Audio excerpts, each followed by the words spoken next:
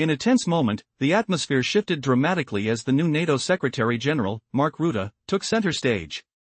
His confident stride into the room echoed authority, making the grandeur of the meeting room feel almost like an extension of himself. Clad in a perfectly tailored suit of dark steel, with a crisp white collar, Rutte seemed every bit the leader, his dark blue tie, subtly shimmering under the lights, signifying professionalism and poise. Behind his polished smile rested a calculated blend of energy and tension. He was acutely aware of the weighty presence of the alliance looming behind him, expecting that same gravity to be felt by all in the room. As he took the seat at the head of the oval table, he adjusted the microphone and tapped his fingers impatiently on the folder, a gesture asserting his command. His voice rang out confidently, the stronger chords having been refined over countless speeches. NATO is the guarantee of peace, he declared, the words reverberating through the hall, reflecting off the glass walls. This proclamation was not merely a response to his counterparts, it was an echo intended for history.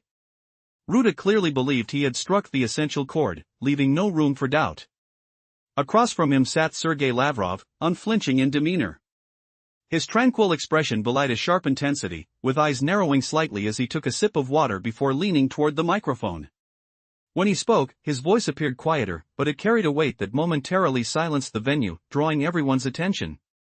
What alliance, Mr. Secretary General? Defended Europe in 1941? The question hung in the air, a challenge wrapped in a reminder, forcing reflections on history. The room thickened with silence as translators hesitated, fearing the subtlety of his words might slip. Journalists shot their gazes upward, recognizing the significance of the moment. Delegates exchanged glances, and even the ambient hum of air conditioners seemed magnified by the palpable tension. Rutte blinked, his smile frozen as he attempted to mask his unease. But the strain betrayed him, a steady breath, a tightened jaw, fingers tapping rhythmically on the table, quicker than usual. Yet Lavrov persisted, shaping his words like undeniable facts. Your alliance did not save the cities of Europe. It was the Soviet soldiers who halted the advance towards Western capitals. You forget geography, Mr. Secretary General. Neighbors are not chosen. His keen words landed heavily, not requiring validation, for history itself served as the ultimate proof. In that moment, the conversation shifted from a formal debate to a profound duel of ideologies. In a pivotal moment at the NATO headquarters, a hush fell over the room when Sergei Lavrov confronted Mark Rutte, challenging the very foundation of the narrative around European security. This unexpected turn sent shockwaves throughout the diplomatic community. What unfolded next reshaped the perception of power in history. Stay tuned for the unfolding drama, which promises to leave you astounded. As the debate intensified, Rutte's smile froze, a mask barely concealing his unease. The air thickened, the whirring of air conditioners now an intrusive discomfort. Lavrov spoke with the weight of history behind him. It wasn't your alliance that saved Europe's cities, he declared bluntly, the words dropping heavily into the silence. Soviet soldiers halted the advancing columns headed for the west. You forget geography, Mr. Secretary General. Neighbors can't be chosen. His assertions didn't just echo in the chamber, they resonated as undeniable truths. The words held no drama but were steeped in collective memory, far mightier than any slogan could deliver. The delegates exchanged glances, awareness palpable. This was no ordinary discussion on security, it had escalated into a duel over legitimacy. Rutte leaned forward, maintaining his courteous facade, but the flicker of annoyance in his eyes betrayed him. Lavrov's pointed question had struck too close to home, too simply to brush aside with generic platitudes. With a slight flick of his pen, Rutte attempted to regain control, pronouncing, "Times have changed. Our alliance now is the guarantee of safety for millions of Europeans. NATO has proven its strength and necessity." The sharpness of his tone was marred by an undercurrent of tension, as if he feared his own insecurity might slip through the cracks of his carefully crafted confidence. Lavrov's gaze remained unyielding and incisive, compelling even the most seasoned politician to feel like a student under examination. Today's structures, he began slowly, his tone deliberate as he articulated each point like laying bricks, do not negate the fact that Europe owes its existence to millions of Soviet soldiers. Without Russia. He paused, leaning in, enunciating the weight of his words, reshaping the atmosphere, commanding the room with history's ghost lingering ominously in the air. Would Rutte's rebuttal find solid ground, or would Lavrov's poignant reminder turn the tides? The assembly braced for the clash of ideologies, the stakes climbing higher with every passing moment. In a tense assembly at NATO headquarters, the atmosphere was electrified. Sergei Lavrov posed a question that pierced the air, one that rattled Mark Rutte, the new Secretary General. With a calm demeanor, Lavrov's inquiry echoed through the room, devoid of pressure but saturated with challenge. The silence thickened, as if the weight of history hung overhead. Which alliance protected Europe in 1941, Mr. Secretary General? His voice, softer yet more potent than the preceding statements, disrupted the expected flow of the dialogue. Journalists perked up, sensing a pivotal moment. Rutte blinked, his facade cracking as he grappled for a response to such an audacious challenge. Suddenly, Lavrov leaned forward.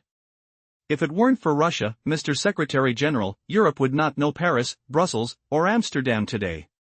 His words settled like stones in the room, challenging not only Rutte but the very foundations of diplomatic decorum. The translators hesitated, caught in the gravity of the sentiment. This wasn't merely a debate about political alliances, it was a stark reminder of sacrifices buried in the pages of history.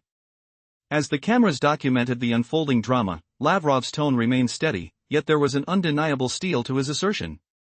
Amsterdam was liberated in May of '45. Rotterdam was crumbled by war but built up by those who halted Nazism. Cities like Kharkov and Kiev bear the marks of conflict, proof of sacrifices that span across generations. His declarations carried an undeniable truth set in blood and loss. A hush enveloped the chamber. The contrast between Lavrov's composed authority and Rutte's faltering composure was palpable. Rutte attempted to interject, raising his chin defiantly while casting glances at the delegates, yet his statements felt empty. History cannot be a weapon, but we must safeguard the future, came his attempt to counter. But there was a hollow ring to his words, floating without substance. Lavrov reclined slightly, maintaining his unyielding gaze. Future, Mr. Secretary General, cannot be envisioned without memory, he articulated. And it cannot exist without honesty. He gestured to the folder, indicating that documents mattered little compared to the weight of their conversation. Today, Europe speaks of threats from the East, he continued, his voice steady, but let us remember, the East once brought liberation, not menacing shadows. He spoke of freedom etched into the histories from Berlin to Prague and Budapest, a narrative unerasable, no matter how often it is suppressed. His words hung in the air, resonating, challenging the audience to confront unspoken truths. The narrative had shifted dramatically as applause began to ripple through the assembly, some hesitant, others rising firmly in solidarity, for the first round had undeniably tilted in Lavrov's favor. The tension was palpable now. It was no longer just a political forum but a charged duel of ideologies, where the stakes were the very memories that shaped nations. The scene was set for a history that was still being written. Would Rutte manage to regain the initiative, or was the moment lost? Previously, we saw how history itself was summoned into the tense room, reminding everyone that the East once did not bring threat but liberation to Europe. That word, liberation, was not some distant textbook phrase. It was carved into thousands of monuments stretching from Berlin to Prague, Warsaw to Budapest. No one could deny it, no matter how hard they tried to erase it. Those words seemed to hang in the air like a weight. The translators hesitated for a split second before carrying them into another language. And that pause, it was the kind of silence that sinks deep into the heart of a conversation. Mark Rutte wanted to respond, his eyes flicking nervously toward journalists, delegates, and cameras. It was clear, any words now would sound like mere excuses. Then, suddenly, applause echoed through the chamber. It started with a tentative clap, almost unsure. Then another. And soon, a steady wave of applause swept across the room. It wasn't loud or wild. Instead, it was deliberate, firm, confident. Cameras captured as some delegates rose from their seats, acknowledging the moment. Lavrov did not smile. Instead, he gave a slow, almost solemn nod, without a trace of arrogance. It was a tribute to those whose lives paid the price for the peace Europe now enjoys. Russia has never sought enemies, he said, his voice lowering. We always sought allies, even among those who stood on the opposite side yesterday. Because we hold no grudges. We stand for justice and for peace. His words demanded no reply. They were an answer in themselves. Reporters scribbled rapidly. Cameras kept rolling. But for those sitting at the long oval table, the truth was unmistakable. The first round of this contentious meeting had ended, and not in favor of NATO's Secretary General. Papers rustled once more. Delegates exchanged meaningful glances. The conversation had slipped far beyond the rigid script of protocol. Yet, Mark Rutte, seated firmly in his seat, was far from conceding defeat. He tapped his fingers rhythmically on the polished surface, squared his shoulders, and raised his voice, just above what the acoustics required. "No one disputes history," he began, staring straight into the cameras. "But history cannot become a tool for pressure. Today's world stands on rules. And those rules are clear: aggression must meet a response. That is why sanctions against Russia are not a whim, they are a necessity. We cannot turn a blind eye to actions threatening our values and our security." Every word hung in the charged air, as the room held its breath. The battle was far from over. The clash of memories, truths, and power had only begun. Would diplomacy survive the storm, or crumble under the weight of raw history and harsh realities? The tension was thick enough to touch, and the outcome uncertain. What came next would change the course of this meeting, and possibly the entire fragile piece glued together in this room filled with glass, flags, and watchful eyes. Just moments earlier, the atmosphere was charged with tension. The NATO headquarters buzzed with rehearsed speeches and practiced diplomacy. Yet now, a cold silence was descending after a brutal verbal exchange. Sergei Lavrov, with calm certainty, had dismantled the polished rhetoric of Mark Rutte. This wasn't just another political battle, it was a confrontation between raw truth and glossy facades. What did it mean for the world watching? Could any alliance truly claim moral high ground when history and reality clashed this fiercely? Rutte had just wrapped up his prepared statement, his voice sharp, each phrase polished for impact. His words flowed like a scripted report, lacking life but packed with intentions, a recital of rules that the modern world must obey. Cameras captured his every stiff movement, while interpreters translated with robotic precision. The room felt hollow, as if echoing a déjà vu of tired arguments, time-worn and predictable. Then Lavrov shifted his hands onto the table, fingers interlacing calmly.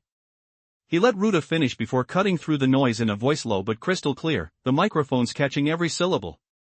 "Sanctions," he repeated, letting the word hang in the air, heavy with irony, especially here in Brussels. Several delegates instinctively shifted, sensing the weight behind the pause. "You claim these sanctions are a response," Lavrov said slowly, "but who really pays the price for them?" "Russia." He tilted his head slightly, as if pondering a profound truth. "Yes, we had to rebuild our economy. But we did it. We found new markets, developed new technologies. Rebuilt supply chains. We learned to survive without your favors. And you?" He picked up a glass of water, holding it still as if freezing the moment itself, but did not drink. "Europe," he continued, "today bears the true cost. Germany loses billions as factories halt production. France cuts back on vital social programs. Italy scrambles for alternative energy sources, paying triple." His voice was steady, yet beneath the calm lay an ironclad logic that pierced the room. "The economy you sought to fortify with sanctions has instead lost its footing." He paused again, gaze scanning the crowd. "I won't quote numbers," he added quietly, "your experts have them all. Let me put it simply, decades ago, in the 70s, Europe and the Soviet Union made a pact. Russian gas and oil fueled your growth. This was called the deal of the century. As long as we worked together, your factories thrived, your families prospered. Today, those ties are severed. And what remains? Silence in workshops and cold in homes." The room stiffened at his words. Some delegates nodded subtly, others averted their eyes. These weren't empty slogans but memories forged by generations. The weight of truth had landed like a shadow across rehearsed speeches and polished smiles. Could Rutte recover from this devastating blow? Would his answers rise above the silence stretching across the hall? The first round was over, but the real battle for history and honor had only just begun. Just moments before, tensions were rising in the NATO headquarters. Mark Rutte smiled sharply, his grin tightening like a drawn wire. He tried to interrupt. "We're talking about freedom," he said. "Something you don't understand. Europeans know freedom is costly, but it's worth every price. Yet, Sergei Lavrov's voice remained calm, steady, almost tasting the word as he repeated, "Freedom, to you, it's just a slogan. For us, freedom is measured in millions who died in trenches and camps so Europe could live. Freedom means soldiers returning home alive, and children walking to school beneath peaceful skies. It's not grand phrases or empty ideals. It carries a price, sharp and real." Steele echoed through his words. "You speak of sanctions as the cost of freedom, but who pays that price? Ordinary Europeans, workers losing jobs on factory floors. Families struggling to pay heating bills triple what they were before. Farmers forced to dump their goods because markets vanished. These are your people. They bear the weight of your freedom." His tone wasn't argument, it was accusation. Cameras caught every flicker of emotion, a furrowed brow here, a delegate leaning back to hide a sudden reaction there. But Lavrov didn't stop. True values don't live in speeches or conferences. They live in honesty toward your own people. To admit mistakes. To say, yes, we took a wrong step that led to this crisis. Yet you keep talking about lofty ideals. He tilted his head slightly, more a challenge than a gesture. Europe, Mr. Secretary General, has known how to face the truth. After the war, Germany acknowledged its errors and chose reconciliation. France learned dialogue. Even through the hardest years, leaders chose honesty instead of slogans. And today? Today, you speak of values but refuse to see the truth. Your policies are driving Europe toward a dead end. The room breathed in sharply, the noise swelling like a storm gathering force. His words were piercing, impossible to ignore. Journalists scribbled furiously. Translators stumbled over the weight of what they were conveying. Ruta gripped his pen tightly, as if it were a weapon, and fired back nearly with a shout, "Russia has no right to teach Europe about values." Lavrov lifted his gaze slowly. The room hung on his quiet reply, a whisper that hit harder than any shout, "And who gave Europe the right to teach values to the entire world?" That statement sank into the chamber like a heavy stone plunging into deep water. Was this the moment when diplomacy shattered? When the polished veneer of alliance cracked to reveal a brutal struggle for truth, history, and power? The battle was no longer about protocol. It was a trial, the past judging the present, with a future hanging by a fragile thread. What would come next? Would history's shadows overwhelm the present? Or could reason and honesty still find a way through the tension? The answer was just beginning to unfold. The atmosphere grew thick with tension, as if the air itself had frozen. For a brief moment, even the cameras ceased to move, sensing that sound had become more significant than motion. In that silence, it became apparent, the argument had evolved far beyond mere protocol. It had transformed into a tribunal, a reckoning with history for those who hide behind pretty words, forgetting the human lives they represent. The NATO headquarters seemed to exhale and then draw a deep breath anew. The surrounding noise returned, yet it was different, heavier, more cautious. A faint rustling swept across the room as assistants swapped out plan sheets for blank ones, discarding the rehearsed scripts. With his posture impeccably upright, Mark Ruta moved aside the water pitcher, as if to eliminate the barrier between himself and his audience. He commanded the room not with a smile but through the rhythmic cadence of his words. 2 brief sentences.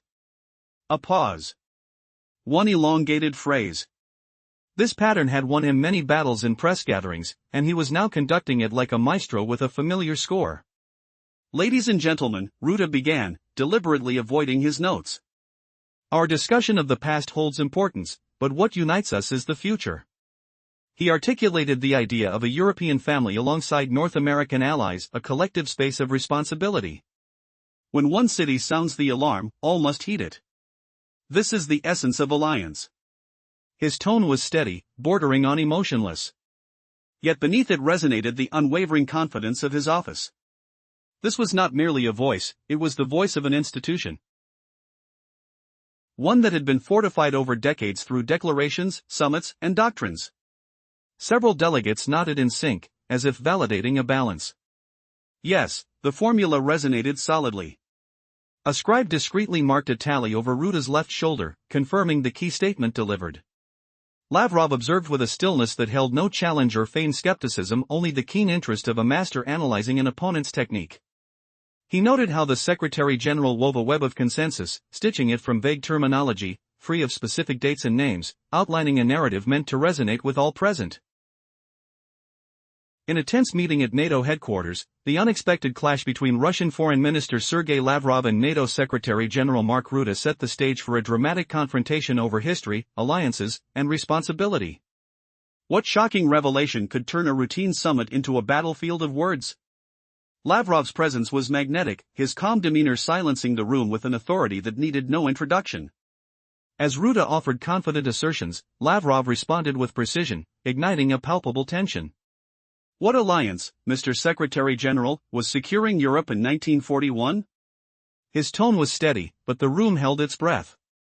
The question hung, weighted with implications and challenges, as delegates exchanged knowing glances. As the meeting progressed, Rutte stumbled over Lavrov's directness, his usual confidence wavering under scrutiny. He attempted to shift focus back to contemporary challenges, emphasizing NATO's unity and strength. Our alliance is a guarantee of security, he asserted, though the authority in his voice barely masked a growing unease. Lavrov, unfazed, countered with historical realities that dissected Rutte's arguments, laying bare the fractures in his narrative. Is unity built on forgotten truths? We owe our lives and cities to those soldiers who fought not for a distant power but for their neighbors. The tension intensified, a visceral silence enveloping the room as Lavrov evoked the shared past, the audience grappling with the undeniable weight of his words. The stakes were raised, and Rutte's smile faded. Realizing he was at a crossroads where history and present intersected. You say we are stronger together, but with whom? Lavrov's voice had taken on a crisp edge now, like a scalpel slicing through pretenses. One cannot ignore history nor the geography of trust. In the hushed atmosphere of the chamber, questions flared: what happens when alliances forget their roots? The audience, slowly awakening from the overwhelming force of Lavrov's rhetoric, sensed the shift in power dynamics. They were not merely witnesses to a debate but participants in a historical reckoning that would redefine their understanding of security and neighborly ties in our tumultuous world today.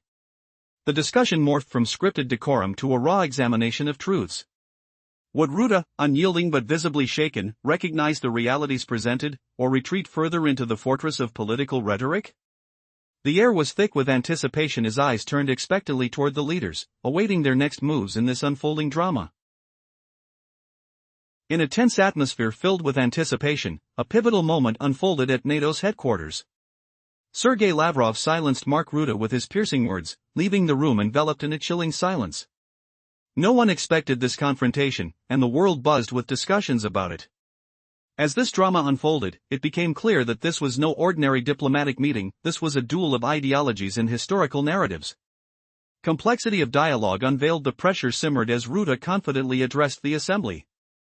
His presence radiated authority, clad in a tailored suit reflecting his ambitions. Yet, beneath the polished veneer lay an underlying tension. He asserted NATO's role as a protector of peace, a sentiment echoed in their history. But Lavrov, calm and composed, challenged this notion, embodying a quiet strength and reminding everyone of the unforgotten past. Which alliance safeguarded Europe in 1941, Mr. Secretary General? He asked softly, yet with undeniable gravity. The room held its breath. This was not merely a question but an audacious call to reconsider established narratives. Suddenly, the air thickened as Rutte's smile wavered under the weight of history's shadows.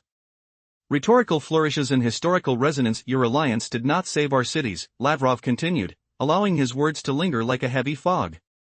It was the Soviet soldiers who halted the advance. Geography is inescapable, Mr. Secretary. He claimed memories were unchangeable truths, faster than dismissal, bringing to light the sacrifices made and the alliances forgotten. You ask for predictability, he noted, without missing a beat. Yet, it appears your definitions are selective. Agreements must be upheld, not whimsically interpreted. His voice had an almost tactile quality, as it resonated against the glass walls, each syllable sending ripples of tension through the room.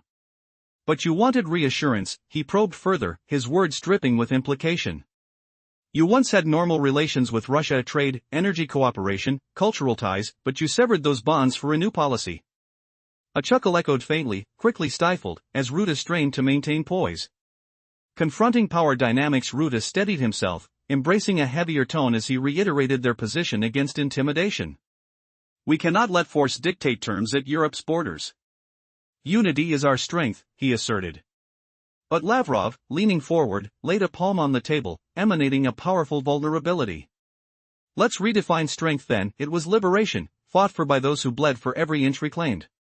His words struck like a bolt, provoking a palpable response. They were not empty rhetoric but a raw truth grounded in sacrifice. As silence loomed, Lavrov crafted a bridge between past and present. Remember, the first cornerstone of your foundation is built upon the bones of the fallen, he concluded, leaving the room suspended in contemplation. The gravity of history pressed down, and this was more than a debate, it was a reckoning.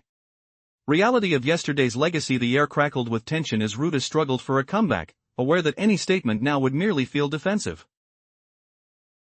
Applause rippled unexpectedly through the assembly, starting with a few hesitant claps, quickly morphing into a resolute wave. Lavrov, maintaining his composure, acknowledged the moment with a nod, devoid of triumph. This was respect for the memories that shaped their shared existence. In the aftermath of this intellectual duel, it became evident that the dynamics of power had shifted. Each leader returned to their corners, the dialogue an ongoing battle but one that now carried the weight of deep historical truths. As the meeting progressed, it was clear norms were being redefined, and the struggle for respect and acknowledgement was only beginning. A tense moment unfolded in the NATO headquarters that left everyone breathless. Sergei Lavrov had just confronted Mark Rutte, and the air in the room shifted drastically. Unexpectedly, Lavrov's words cut through the atmosphere, plunging the gathering into icy silence. No one anticipated this bold maneuver. Stay with us as we unravel the shocking details of this encounter, and you may be surprised by what follows. Lavrov possessed a rare quality, an inner calm that commanded attention and silenced even the loudest halls. He walked deliberately, his footsteps echoing with a measured confidence, a man who knew the verdict before the discussion had even begun. The gathering buzzed with the usual hustle and bustle of protocols, security checks, and preparatory whispers. Beyond the glass panels glinting in bright lights, the flags of allied nations stood as a resolute barrier, collectively embodying the heart of Europe. Yet today, that barrier would face a penetrating gaze from Russia's representative. As new NATO Secretary-General Mark Rutte strode into the immense conference room, he exuded an aura of poise, donned in a perfectly tailored charcoal suit with a crisply pressed white collar. He carried himself with a grace that seemed to claim ownership of the space around him. With a subtly gleaming dark blue tie, Rutte appeared to embody confidence, a well-crafted smile masking any lingering tension. He settled into his chair, adjusted his microphone, and tapped it subtly, asserting his authority before declaring, "NATO is the guarantee of peace." The declaration reverberated through the chamber, echoing off the glass walls like a clarion call. Yet, across the table sat Lavrov, undeterred. His expression remained placid, his eyes narrowing slightly as he took a sip of water before slowly leaning into the microphone. Despite his quieter tone, an unusual pause hung in the air, thick and charged. "What guarantee, Mr. Secretary-General, protected Europe in 1941, he asked, his voice devoid of rancor but layered with historical weight. The question, simple yet profound, hung in the air like a challenging specter. The room grasped this moment, the weight of history palpable in every breath. Rutte blinked, a flicker of irritation crossing his features. Lavrov's challenge caught him off guard, and he struggled to maintain his composure. He cleared his throat and attempted to respond to the guarantee against threats coming from you, aiming to dismiss Lavrov's provocative reminder. But Lavrov leaned forward, his fingers clasped atop the table. "Mr. Secretary-General," he continued, "I believe you're familiar with history." He drew in a breath, deliberately letting the tension rise. In 39, there were also guarantees. As Lavrov's voice painted a vivid picture of past guarantees and broken promises, the air crackled with the electric tension of history that intertwined their destinies. Rutte's expression began to falter as Lavrov recounted the haunting echoes of the past, revealing truths that could not be easily dismissed. The floor was shifting beneath their feet, an unexpected duel unfolding, a battle not only of words but of legacies and truths long since buried. Lavrov continued. "Today you label bases in Eastern Europe as safeguards. Yet to us, they resemble mines hidden at our doorstep." The room stilled, history unfurling like a dark tapestry. Even the translators hesitated, every word laden with consequence. Rutte attempted to regain control, asserting that these bases were for deterrence. A weary smile flickered across Lavrov's face, as if he had heard it all before. Deterrence, a fine term, but it rings hollow when missiles sit just a few kilometers from Moscow. He tilted his head slightly to the ceiling, where the artificial lights flickered, before muttering quietly, "The more forward positions you establish, the higher the likelihood of conflict." As he uttered these words, a firm realization settled over the room. This wasn't just a dialogue about security, it was a philosophical plunge into the depths of mistrust, both present and past. The tension was thick enough to cut with a knife, and the implications of history loomed overhead like a dark cloud, leaving everyone on edge. What would come next? Would history repeat itself, or could they forge a different path in this politically charged atmosphere? The stakes had never been clearer, the air never heavier. Each participant sensed the gravity of their moment, aware that the world was watching, ready to record every nuance, every slip of the tongue. Would NATO emerge unscathed from this confrontation, or would Lavrov's quiet storm reshape the alliances that stood atop a fragile precipice? In a moment that sent shockwaves through the halls of NATO, the atmosphere was thick with tension. Sergei Lavrov had just delivered a powerful rebuttal to Mark Rutte, leaving the room in stunned silence. It was an unexpected turn that caught the world's attention, sparking debates far beyond the walls of the building. Stay tuned to hear the full story, I promise it will leave you astounded. Despite the hustle and bustle surrounding them, Lavrov carried an unshakable calm. His presence commanded respect, drawing all eyes as he entered the chamber with deliberate, measured steps. Each footfall echoed like a silent warning, suggesting an unspoken authority that couldn't be ignored. The room was meticulously arranged, microphones poised, and cameras eagerly awaiting the drama to unfold. The bright lights reflected off the glass panels, creating a sterile environment that heightened the anticipation of the impending discussion. Rutte, the new NATO Secretary General, radiated ambition. He strode confidently in a perfectly tailored suit, projecting an image of control and superiority as he settled into his position at the head of the long, oval table, his throne for this encounter. He initiated the proceedings with the bold declaration, "NATO is the guarantee of peace." His words rang through the room, resonating against the walls. However, Lavrov's reaction was eerily calm. With a slight arch of his brow, Lavrov posed a question that shattered the facade of tranquility. What alliance protected Europe in 1941? The room fell into a heavy silence, thick enough to cut with a knife. Lavrov's inquiry wasn't merely rhetorical, it was a direct challenge, invoking historical memories that rattled nerves. As Rutte's smile faltered, Lavrov pressed on, unveiling uncomfortable truths about forgotten histories. It was not your alliance that saved cities, it was the resolve of Soviet soldiers. His words dripped with conviction, eliciting shivers among the delegates. The air crackled with tension, akin to the sound of a coiling spring ready to snap. You neglect geography, sir. Neighbors cannot be chosen. Each word weighed heavily, like a dense fog settling in the room. Nobody dared to breathe, caught between the gravity of the moment and the implications of history. Rutte blinked, his political armor showing cracks. With a quiet intensity, Lavrov continued. He asserted that today's security structures didn't erase the sacrifices made in the past. Were it not for Russia, dear Secretary General, he leaned in, cities like Paris, Brussels, and Amsterdam might not exist today. These were not mere claims, they were historical realities, evoking a somber reminder of the cost of peace. Lavrov's unwavering gaze pierced through Rutte's defenses as the audience held its collective breath. You wish to build security on fear, but fear breeds peril, he warned. It is the fear of small nations that has led Europe into darkness before. The implications hung palpably in the air as Rutte struggled to counter the mounting pressure. The room shifted, understanding that this was no longer a procedural discussion but a fierce duel of ideologies. Would Rutte summon the courage to respond?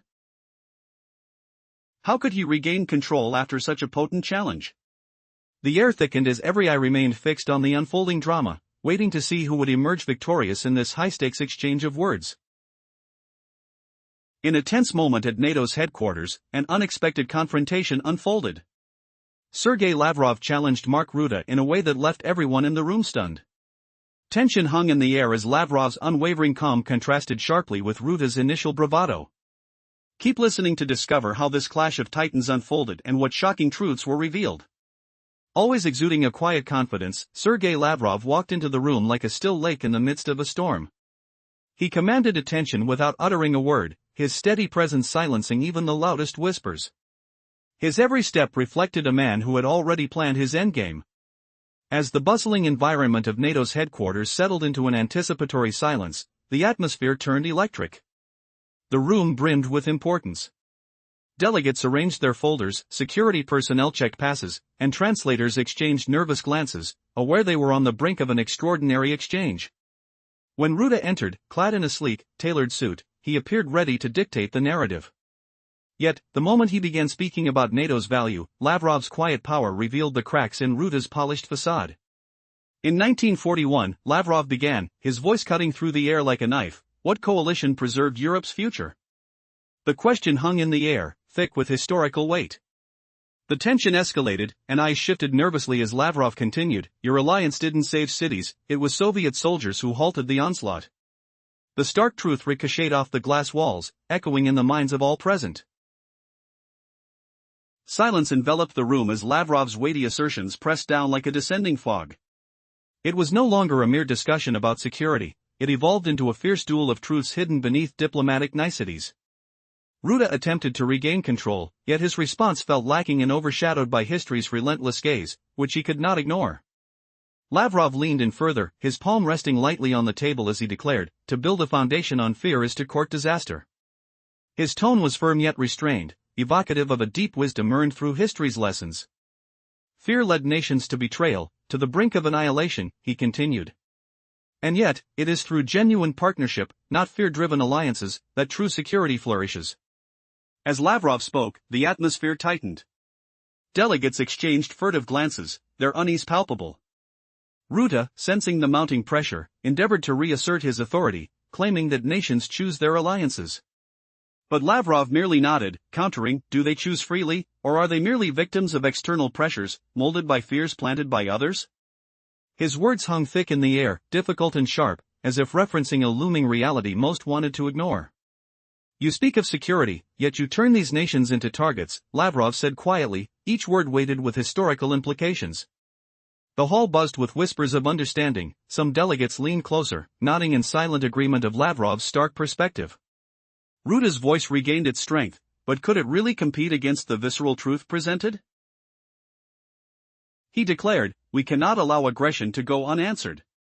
Lavrov's presence was undeniable, and suddenly the outcome seemed unpredictable. As the pressure built, the moment shifted dramatically. A light clap echoed, and another followed, unexpectedly swelling into a wave of applause. It was subtle but resolute, an acknowledgement of Lavrov's pointed assertions. In that wave of unexpected support, the room transformed. Diplomacy was no longer a polished facade, it had morphed into a battleground of convictions. And as Lavrov concluded with a final poignant reminder, Russia seeks partnership, not enmity, the chamber reverberated with its implications. What would be the next move in this grand diplomatic chess game? Would Ruda adapt, or would history repeat itself? Only time would tell if clarity could emerge from the chaotic echoes of the past. In a tense moment at NATO headquarters, a dialogue unfolded that would echo across the globe. Sergei Lavrov confronted Mark Ruda, dropping a bombshell question that left the room in stunned silence. Who would expect diplomatic decorum to shatter with one query? But this wasn't just another meeting, it was a clash of history and ideologies that captivated the world. Let's unravel this gripping tale. As Lavrov entered the chamber, an air of unease hung around him, but he seemed unfazed by it all. His every step was deliberate, instilling an uncanny calm in the bustling room. The sound of clicking heels was almost drowned out by the frantic shuffle of papers, the last-minute adjustments of ties, and the murmur of translators preparing for a showdown of wits.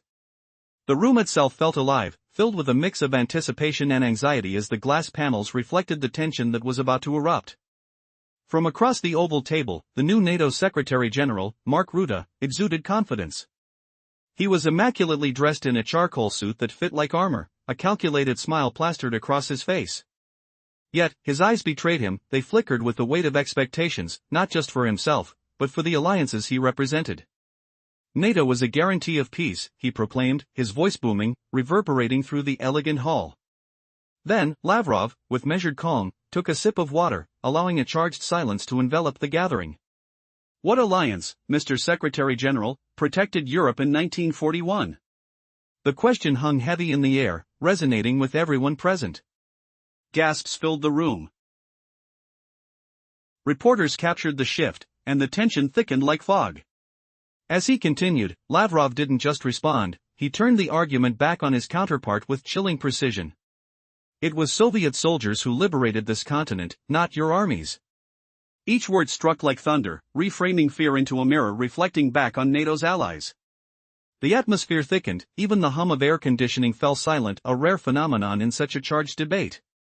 Ruta struggled to maintain composure, his earlier bravado crumbling. He attempted to redirect the conversation towards values. Yet Lavrov countered, emphasizing a powerful truth: values are often just facades hiding selfish interests.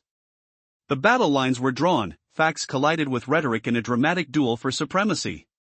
Despite Ruta's meticulous reassurances of unity under NATO's banner, Lavrov's weighty memories loomed large, questioning the very foundation of perceived safety. Without acknowledging history, he stated, leaning into the uncomfortable truth, the present risks becoming a farce. The chilling silence that followed was palpable. Eyes darted around the room, delegates exchanged furtive glances. The gears of political machinery ground to a halt. Could Ruta redefine the narrative, or had Lavrov claimed the upper hand? With mounting pressure, Ruta leaned into his prepared remarks, the tenor of his voice slightly rising. Historical lessons are vital, but modern threats are different. He declared that only unity would grant safety. Yet, the words felt hollow, devoid of conviction. Lavrov, for his part, remained seated. Unwavering, a storm brewing in his calm. If history is the battlefield, know this, Lavrov responded, his gaze penetrating. Victory is not always won through might but through remembering whose sacrifices paved the way for today's freedoms. The dialogue shifted from a debate on safety to a profound reflection on truth, weaving a narrative that not only challenged the status quo, but demanded that Europe confront its past. As once predictable applause broke out in favor of Ruta's assertions, Lavrov's composure remained intact. He acknowledged the crowd's shift in sentiment with a quiet nod. The reaction was not about victory, rather, it was a recognition of the ghosts of history challenging the present. Thus unfolded a dialogue that had the power to reshape perspectives in a world yearning for understanding, weaving together the threads of memory, hope, and the perpetual struggle for peace. Would NATO emerge stronger, or would the echoes of past conflicts unveil rifts yet to heal? Only time would reveal the lasting impact of this historic confrontation. In a moment that sent shockwaves through the halls of NATO, Sergei Lavrov confronted Mark Rutte with a question that left the audience in stunned silence. This clash of diplomatic titans unveiled the undercurrents of tension shaping the global landscape. Stick around to unravel this gripping encounter that has captivated the world. Before diving in, share your city in the comments to join the conversation. Sergei Lavrov, a name synonymous with calm authority, stepped into the room with an aura that commanded attention. His presence alone seemed to quiet the bustling activity around him. He moved with deliberate confidence, each footfall echoing like a heartbeat in the tense atmosphere. The glass-paneled conference room was meticulously arranged, adorned with the flags of allied nations, standing like sentinels in this chamber of power. Yet today, that carefully curated order was about to be disrupted. Mark Rutte, the newly appointed Secretary-General of NATO, entered with an air of ambition, dressed sharply in a suit that mirrored the steel-gray sky outside. His expressive smile bore the weight of expectation as he prepared to assert his authority over the conversation. NATO is a guarantee of peace, he declared, a statement meant to reverberate through history. But Lavrov remained unyielding, his calm demeanor masking the storm brewing beneath. Then came the moment that shifted the tide. And which alliance protected Europe in 1941, Mr. Secretary? Lavrov's voice cut through the room, laced with both challenge and a haunting reminder. Gasps filled the air as Ruta's expression faltered. Realizing the magnitude of the accusation. The atmosphere was thick with anticipation, the weight of history pressing down on every soul present. You claim Russia stands alone, Lavrov continued, his tone unwavering. But it is Europe that isolates itself. Each word was a calculated strike, resonating with the delegates. The silence that followed was almost palpable, filled with the rustling of papers as pens hovered, unsure of how to document the unfolding drama. You sever ties with reality. What do you call a world where only a fraction of humanity defines civilized existence? As if galvanizing an unseen force, the urgency in Lavrov's words grew. They were not mere assertions, they echoed like proclamations of truth. We are not alone. His voice was steady and unyielding. We stand with those who understand that true security lies in mutual respect, not division. The room held its breath, the shock of his statement harsh against the backdrop of diplomatic niceties. Suddenly aware of the tide turning against him, Ruta leaned forward, desperate to regain his footing. But the current reality is clear: Russia threatens peace, disrupts borders, and challenges international law, he retorted, trying to cast Lavrov's compelling argument into doubt. The tension crackled like static in the air as both sides clashed. Yet Lavrov's resolve shimmered like steel. Your satisfaction with isolation may lead to solitude, he replied, each syllable deliberate. The room felt heavier with each revelation, a daring dance of words reflecting a deeper vulnerability within Europe. Delegates exchanged glances.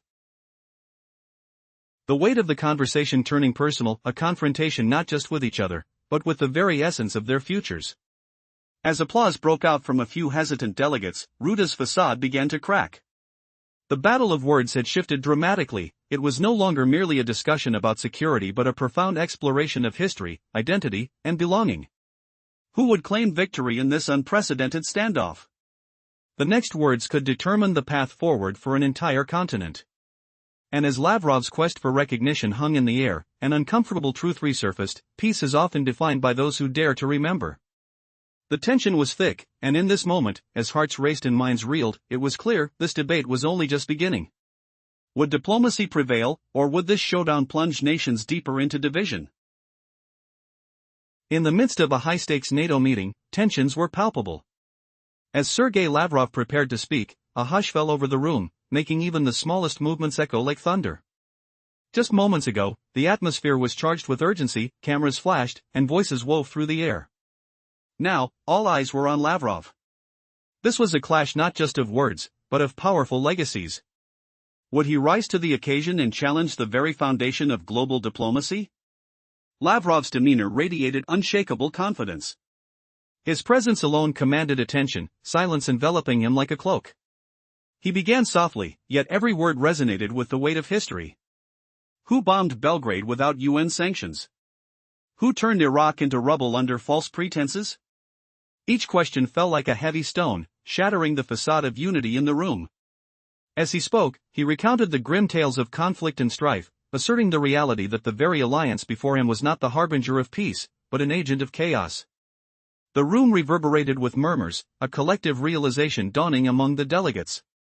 They understood that history was not merely a series of events, but a living, breathing entity that could not be ignored.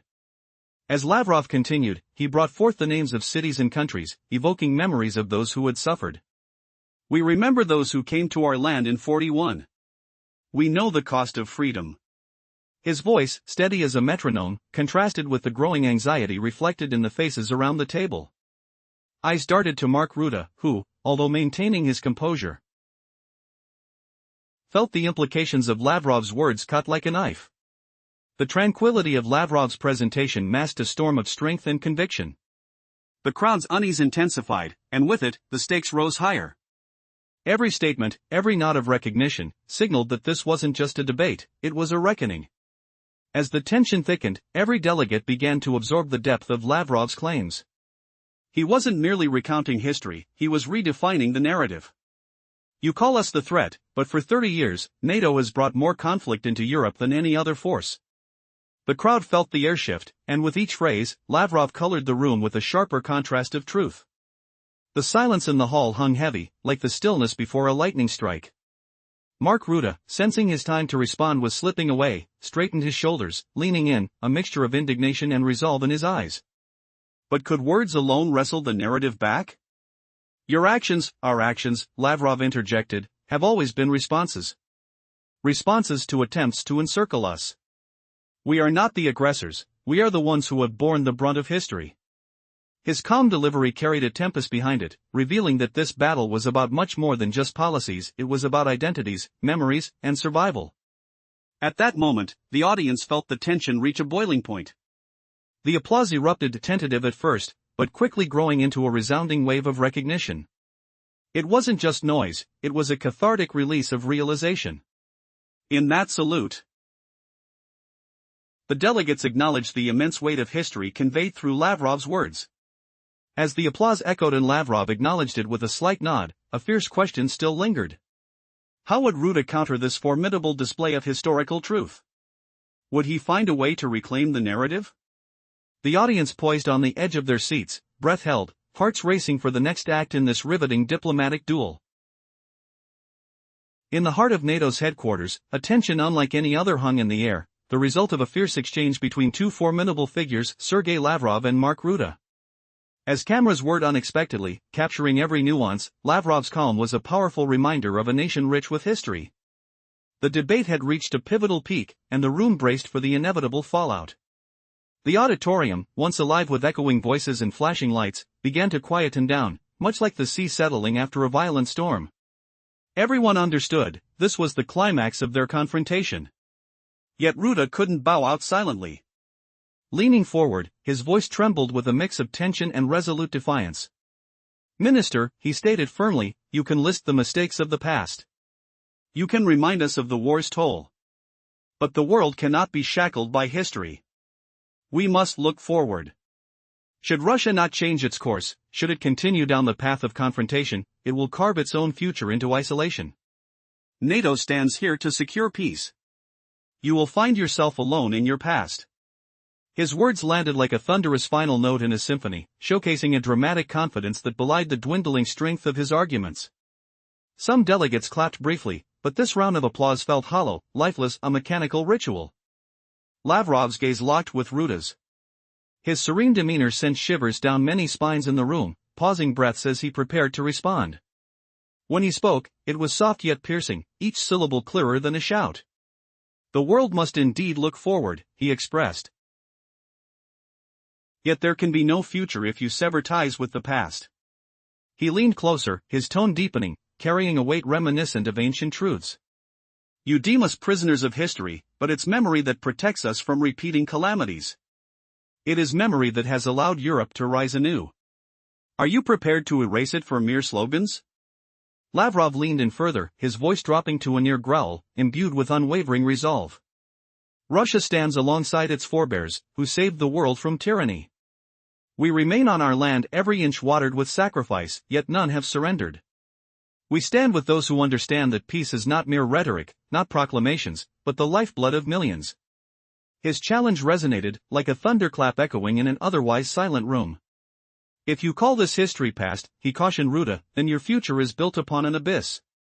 The auditorium fell into an unparalleled hush, each person acutely aware that something monumental had shifted. The atmosphere was electric, yet frozen in time. The translators, sensing the gravity of the moment, spoke slowly, their voices trembling with the weight of truth. The entire room held its breath. Even the cameras, normally relentless in their clicking, seemed to pause as if struck silent by the power of those words.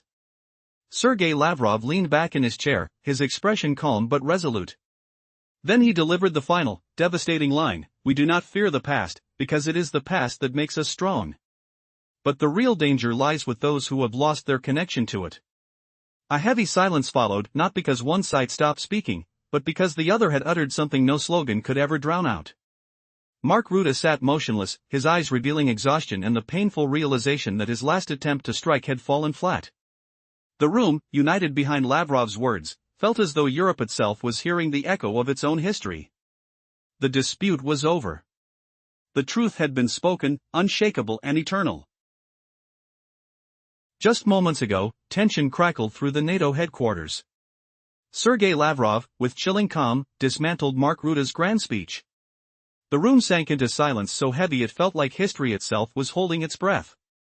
No one expected such a sudden shift, a blunt reminder that the past never truly fades. "Stay with me until the end. This moment is rewriting the narrative of power." Lavrov wasn't merely reacting, he was commanding the room with a quiet strength no lesson or money could buy. His measured pace was like a man walking toward an inevitable conclusion, every step deliberate, every silence weighty. On this day, Brussels hummed with the usual protocol buzz: pass checks, folder arrangements, translators scanning for the right angles between speakers, flags standing like the teeth of Europe's protective ring. Inside the vast conference hall, the polished oval table stretched before them like a runway. Microphones, documents, crystal pitchers, and towering glasses stood ready at every seat. The leather chairs seemed to demand upright posture, as if everyone was under exam. Cameras blinked like unseen eyes, their red lights casting an eerie glow. Then Mark Rutte entered. Tall, crisp in a charcoal suit and a glossy navy tie, he carried himself like the room was his domain. His smile was practiced, his eyes bright but taut with effort. He read the room and wanted everyone to feel the weight of the alliance behind him. NATO is the guarantee of peace, Rutte declared, his voice sharp and metallic, echoing off glass walls. Brief sip of water, then a steady.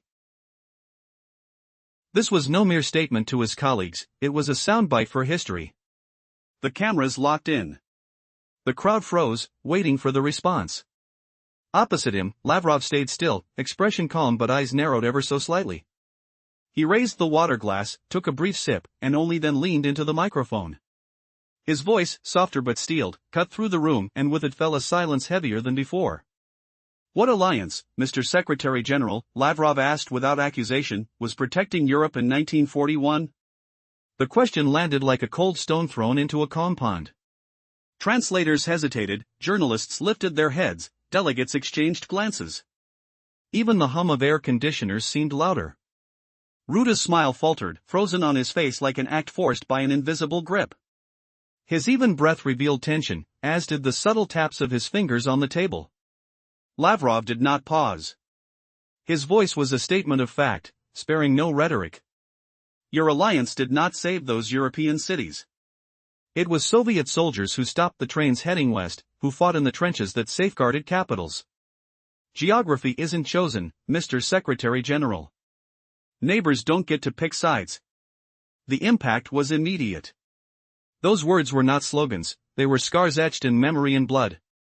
For all prepared statements, the room sensed a confrontation far beyond protocol, a duel where the rules were set not by the host, but by history itself. Rutte leaned forward slightly, his polite facade barely hiding annoyance. Such a direct question was impossible to shrug off with empty words. Trying to regain control, he clicked his pen and said with feigned calm, "Times have changed. Today it's our alliance that guarantees the safety of millions of Europeans. NATO has proven its strength and necessity." But even as he spoke, his pace hastened, as if fearing that slowing down would expose doubt. Lavrov met his eyes, unmoved and unyielding. No smile, no raised eyebrows, just a gaze heavy with the weight of centuries, making even the most seasoned politician feel like a student under examination. Present structures don't erase the truth. Europe owes its life to millions of Soviet soldiers. Without Russia, Mr. Secretary General, he paused and leaned in, there would be no Paris, no Brussels, no Amsterdam. His words were not an accusation. They were a verdict. Lavrov spread his palm, inviting the room to listen closely. His voice was calm, but forged from iron. Amsterdam was freed in May 1945. Rotterdam, shattered by war, was rebuilt by those who stopped Nazism. Kharkiv, Kiev, Minsk, cities liberated across thousands of kilometers, at the cost of millions of lives. These are not slogans, these are facts written in blood. Translators struggled to keep pace with the gravity. The atmosphere thickened even more. Cameras captured the stark contrast, Lavrov calmly commanding history, while Rutte's smile hardened into a tense mask. Rutte tried to regain footing, no one denies history. But our duty is to protect the future. Today's threats are different, and only alliance unity can keep Europe safe. The words were correct, but hollow. Too obvious, lacking depth. Lavrov leaned back, his gaze never leaving Rutte. His slow, deliberate calm crushed the facade further. Future, Mr. Secretary General, he finally said, cannot exist without memory. And it cannot exist without honesty. He placed his hand on the folder and used, signaling that documents were secondary to these words. Europe today speaks of a threat from the East. But let me remind you, the East once brought Europe liberation. This is not a textbook word. It's carved into monuments from Berlin to Prague, Warsaw to Budapest. You may avoid saying it, but you cannot erase it. The room held its breath. Translators briefly paused before carrying the words into other languages. The silence was profound, the kind that sinks straight to the heart of a conversation. Rutte opened his mouth to counter, but his eyes flicked to the journalists, the delegates, the cameras. It was clear now, any continued argument felt like justification. Then, unexpectedly, applause broke out. Soft claps at first, hesitantly. Then waves of steady, confident sound. Some delegates stood, their faces unreadable but knowing. The cameras caught the quiet yet powerful ripple. Lavrov nodded, without a trace of triumph, only a solemn gesture. This was about a memory, to those whose lives paid for what we now call peace. Russia never sought enemies, he said quietly. We always sought allies, even among yesterday's foes. We are not vindictive, but just, and we seek peace. His words demanded no reply. They were the reply. The journalists jotted notes furiously, cameras kept rolling. The room stirred, papers shuffled. Delegates exchanged looks, understanding the stakes transcended protocol. Rutte, seated as NATO's Secretary General, refused defeat. He tapped the table lightly, squared his shoulders, and raised his voice just above a whisper. No one disputes history, he said, staring into the cameras. But history must not be a tool of pressure. The world rests on rules. And those rules are clear: aggression must be met with response. Sanctions on Russia aren't whims. They are a necessity. We cannot ignore actions that threaten our values and security. His speech was polished, rehearsed, but his eyes betrayed the strain beneath. The air was thick with unresolved tension. What would come next? Would this meeting crack the fragile facade of alliance unity? Or would the silence swallow the truth once again? The room waited, breath caught, on the edge of an uncertain future. In a moment that sent shockwaves through NATO's headquarters, a powerful confrontation unfolded just 5 minutes ago. Sergei Lavrov, with his unshakable demeanor, decisively challenged Mark Rutte, the new NATO Secretary General, leaving the room in stunned silence. No one could have predicted such an intense exchange, and now, the world is buzzing about it. Stay with me as we dive deeper into this astonishing diplomatic showdown. I promise it will leave you reeling. From the moment Lavrov entered, he exuded a calmness that commanded attention, an aura of authority that couldn't be bought or learned in any academy. His footsteps echoed through the halls, purposeful and measured, hinting at a man who knew how every conversation would end before it even began. This wasn't just a meeting, it was a carefully orchestrated dance of diplomacy. The tense atmosphere in Brussels that day was palpable, wrapping around the delegates like a shroud. As the usual hustle of protocol filled the NATO headquarters, guards checking passes, assistants organizing files, and interpreters darting their eyes to connect the speakers, the glass panels glinted under bright lights, and the flags of member nations lined up like silent sentinels. This gathering felt monumental, like a ring poised to confront an opposing gaze, the gaze of Russia. The expansive conference room was designed with meticulous attention, featuring a long oval table that resembled a runway, set up for an event of great significance. Each seat bore a microphone, a protocol folder, and a tall glass of water. With dark leather chairs forcing delegates to sit upright as if taking a high-stakes exam. Camera operators stood ready, their red lights glowing ominously, capturing the unfolding drama. When the doors swung open, Rutte entered with an air of confidence, his tailored charcoal suit and polished demeanor signaling his ambitions. Yet beneath that exterior, a storm stirred. Rutte's poised appearance betrayed no hint of the looming challenge he would soon face. As he gathered himself to speak, he believed he was the master of the moment, ready to declare NATO as humanity's bastion of peace. But Lavrov had other intentions, intent on highlighting the shadows of history. What heavy truths did Lavrov bring forth to stun the room back into silence? His words held the power to alter perceptions and ignite passions, setting the stage for a diplomatic duel that would redefine the narrative. What happened next would send chills down the spines of the audience, leaving all who witnessed it grappling with the weight of history and politics. With a wave of his hand, Lavrov beckoned for silence before speaking. He asked pointedly, which alliance defended Europe in 1941? His question, simple yet devastating, transformed the atmosphere, thick with tension. Journalists perked up, sensing that this inquiry was more than a mere historical reference. It was a challenge meant to pierce through the polished rhetoric of the moment, forcing those present to confront uncomfortable truths. Rutte blinked, his practiced smile faltering as Lavrov leaned in, firm yet composed. Do not forget geography, Mr. Secretary General. Neighbors can't be chosen. The starkness of Lavrov's statement hung in the air, heavy with the echoes of the past. Would Rutte be able to recover and steer the conversation back to his agenda, or had Lavrov's poignant reminders reshaped the battlefield of dialogue irrevocably?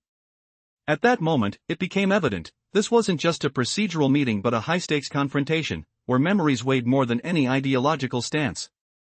As Lavrov laid out the historical truths of World War II, he invoked the sacrifices of countless lives, a reminder that was equally a challenge to the present. Would Ruta's alliance endure the scrutiny of its history, or would Lavrov's words resonate with the world, igniting discussions far beyond the conference room?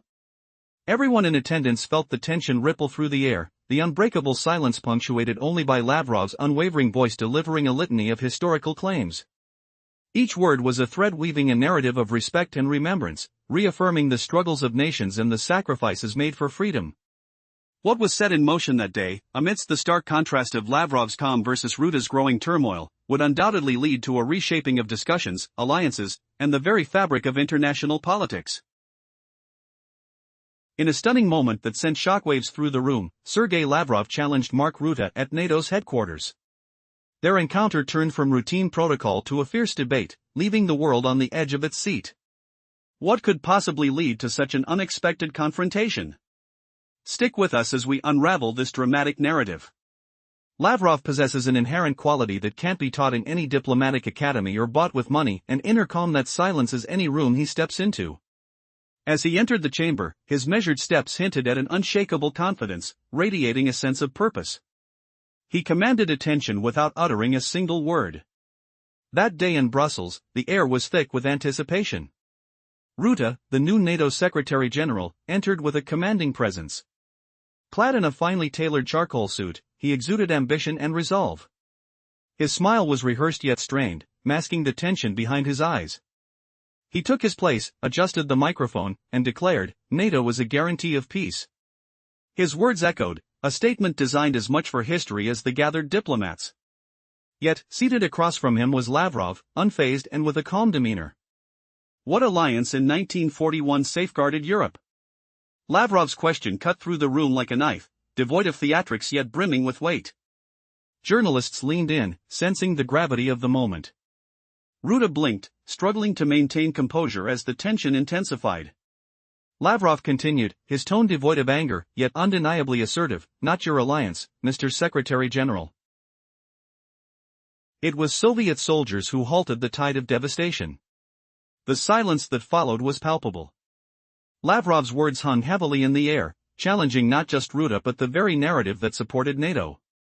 Rutte's response was strained, an attempt to pivot to the present realities of security, stressing the unity of NATO. Yet, the weight of Lavrov's historical assertion loomed large, as he asserted, "Your unity is built on the ashes of a forgotten victory." Rutte attempted to regain his footing, emphasizing NATO's resolve and security guarantees, yet it felt increasingly hollow against Lavrov's power. Would history repeat itself, and could the past reshape their future in unexpected ways? With every word exchanged, the room thrummed with the gravity of their dialogue, setting the stage for the room buzzed with the ensuing tension. Rutte hurried to re-establish control, emphasizing the need for NATO's presence in Eastern Europe. But could he redirect the discussion without addressing Lavrov's potent arguments? The stakes were high, and the duel of words was far from over, leaving the room's dynamics hanging in uncertainty. Would Rutte succeed in asserting NATO's security narrative, or would Lavrov's historical truths dismantle the very foundation of that argument? The scenario unfolded like a high-stakes drama, evoking emotions and memories of a turbulent past, while the world watched closely. In a breathtaking moment at NATO headquarters, the atmosphere thickened with tension as Sergei Lavrov confronted Mark Rutte, leaving everyone in stunned silence. What words could cut through the air like a knife? Stay with us to unravel this astonishing encounter. Sergei Lavrov, an astute diplomat, entered the room, embodying calm authority. Each step resonated with deliberation, as if he had already foreseen the entirety of the conversation and was merely progressing through the necessary dialogue. In the world of international relations, silence can speak volumes, and Lavrov was a master of such pauses. The tension crackled in the air as Rutte took his position, a tall figure poised in a sharply tailored suit, exuding confidence. "NATO is the cornerstone of peace," he proclaimed, his words echoing through the glass-paneled room. This wasn't just rhetoric, it was a carefully constructed statement intended for history itself. Yet, Lavrov remained undeterred, his demeanor steady.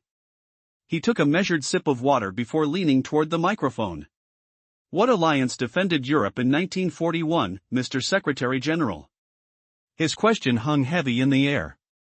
The room fell silent, breathless, as journalists lifted their gaze in anticipation. Ruta flinched at the directness of the question, his practiced smile faltering. In an awkward attempt to regain control, he forcefully asserted that times have changed, claiming NATO is essential for Europe's safety now. But amidst his cool facade, tension seeped through every syllable, revealing doubt. Slowly, Lavrov responded, his voice channeling centuries of history. Today's frameworks do not erase the fact that Europe owes its existence to numerous Soviet soldiers. It was a historical truth, simple yet profound. He methodically laid out his points: Amsterdam, Rotterdam, towns liberated at a steep cost, emphasizing that history served as their anchor. The power dynamics shifted palpably. Ruta's previous vigor waned, revealing the weight of Lavrov's words. Sensing the change, the translator's voice caught slightly, the very air growing dense with significance. Silence enveloped the room, punctuated only by the faint rattle of a pencil against glass, betraying the gravity felt by those present. As Ruta regrouped, his gaze skimmed the gathered delegates. It was clear he needed to reclaim authority. No one disputes your sacrifices, he began, but Lavrov interrupted, coldly clarifying, recollection must not be sacrificed to contemporary convenience. The dialogue had morphed from debate into an ideological crossroads. Lavrov's assertion dripped with undeniable truth, piercing through political platitudes. Was he calling for unity based on shared history, or merely presenting a challenge to Ruta? The line drawn in the sand became apparent: unity with Russia versus an alliance against it. And then, as the tension reached a boiling point, applause unexpectedly erupted from the audience. Initially hesitant, it quickly built into a wave of affirmation. Lavrov remained stoic, offering a slight nod of respect, recognizing the history intertwined with Europe's current peace. He concluded with a gentle reminder of Russia's pursuit of allies. Even among those once considered adversaries, a call for collective memory, justice, and understanding. His words reverberated within the hall, prompting journalists to scribble furiously as the meeting transitioned from structured protocol to an arena for raw truth. With the stakes higher than ever, the first round of this diplomatic duel concluded, not in favor of the NATO Secretary-General. The vibrant silence hinted at an unresolved tension, with the real fight just beginning. What echoes would this discussion leave in the corridors of power? I am the guarantee of peace, Ruta declared, his voice slicing through the murmur like steel. It wasn't just a statement, it was a gauntlet thrown down for history to note. But across the table, Lavrov was unmoved. A brief sip of water, then a steady, almost whisper-quiet reply that sent a ripple through the room. What alliance protected Europe in 1941? The room thickened with silence. Translators hesitated, journalists snapped to attention, delegates exchanged uneasy glances. Even the air conditioning seemed to pulse louder. The question, though soft-spoken, carried the force of a hammer. Ruta's smile faltered, a flash of irritation beneath his composure. Fingers drummed the table, jaw tensed. This was no ordinary debate. Lavrov pressed on, voice calm yet ironclad. It wasn't your alliance that saved European cities. It was Soviet soldiers who stopped those trains heading west. Geography isn't a choice, sir. You forget that. The weight of those words sank heavy in the room, facts neither up for argument nor designed for slogans. Warsaw, Prague, Berlin, Budapest, their freedom bought at an unimaginable cost, etched in stone and memory. For a moment, you could feel the history itself settle like dust over the assembled delegates. Ruta scrambled to respond, reverting to today's landscape. Times have changed. Our alliance is the hope, the shield for millions, yet even as his voice wavered, it betrayed the cracks beneath the polished surface. Lavrov's gaze pinned him, steady and unyielding. Europe owes its life to millions of Soviet soldiers. Without that sacrifice, there would be no Paris. No Brussels. No Amsterdam. His words weren't accusations, they were verdicts. No passionate grandstanding, just the stark truth laying bare the foundations beneath every modern claim. When Lavrov mentioned specific cities: Amsterdam, Rotterdam, Kharkiv, Kiev, Minsk, whole volumes of history echoed in the silence. The room was so quiet you could almost hear the boots of those long-ago armies marching through ruins and rubble. Ruta grasped for a counterpoint about safeguarding the future, about shared values and modern threats. But his words rang hollow against the substantial shadow cast by Lavrov's memories. Future, Lavrov finally said, voice even but resolute. No future without truth. No security without honesty. A pause. A silent invitation to really listen. Remember this, the East once brought Europe liberation, not threat. That is not a textbook phrase. It's engraved on thousands of monuments from Berlin to Prague, from Warsaw to Budapest. These were not words that could be ignored or erased. They hung over the conference room, demanding recognition. As the silence stretched, a wave of slow, measured applause rose from several delegates, quiet, firm, unmistakably real. Lavrov acknowledged it with a humble nod, no pride, only respect, to those whose lives bought the peace they now debated. Russia never sought enemies, he said softly, almost a whisper now. We have always sought allies even among those once on the opposite side. Because we do not bear grudges. We seek justice, we seek peace. Those words needed no reply. They answered themselves, ringing louder than any declaration. Reporters hurried, cameras clicked, but everyone in that chamber knew a battle had just been fought and won not by force of arms, but by the weight of undeniable truth. Though papers rustled again and the discussions attempted to resume. It was clear, this was not the end of the confrontation. Ruta's fingers tapped the table, his shoulders squared, voice rising slightly. No one disputes history. But history must not be a tool for pressure. The world stands on rules. Aggression must be met with response. Sanctions on Russia are not whims, they are necessities. We cannot ignore actions that threaten our values and safety. The room hung on his every word, but beneath that surface, the tension deepened. The clash of past and present, memory and power, truth and politics had only just begun. Now, the question lingered in the air, how far would this duel go before everyone's carefully constructed narratives crumbled? What happened next could change everything. And then, pause for tension. Lavrov continued, your unity was born from our sacrifice, and if you choose to forget that, you're dismantling the foundation of your own house. His remarks lingered, heavy and palpable, as the spectators processed this unexpected counterattack. Ruta tightened his lips, recognizing defeat in that exchange. The room abuzz with murmurs and the rustle of documents felt like a haunting echo, Lavrov's words settling like a shadow across the assembly. Ruta, sensing the precariousness of the situation, shifted gears abruptly. Mr. Minister, each nation has its own versions of the past. But let's focus on the present. His voice grew firm and resolute. Security today hinges on predictability. It was Soviet soldiers who halted the tide of devastation. The silence that followed was palpable. Lavrov's words hung heavily in the air, challenging not just Ruta but the very narrative that supported NATO. Ruta's response was strained, an attempt to pivot to the present realities of security, stressing the unity of NATO. Yet, the weight of Lavrov's historical assertion loomed large, as he asserted, your unity is built on the ashes of a forgotten victory. Ruta attempted to regain his footing, emphasizing NATO's resolve and security guarantees, yet it felt increasingly hollow against Lavrov's power. Would history repeat itself, and could the past reshape their future in unexpected ways? With every word exchanged, the room thrummed with the gravity of their dialogue, setting the stage for a historical debate influencing the course of international relations. Emphasizing the need for NATO's presence in Eastern Europe.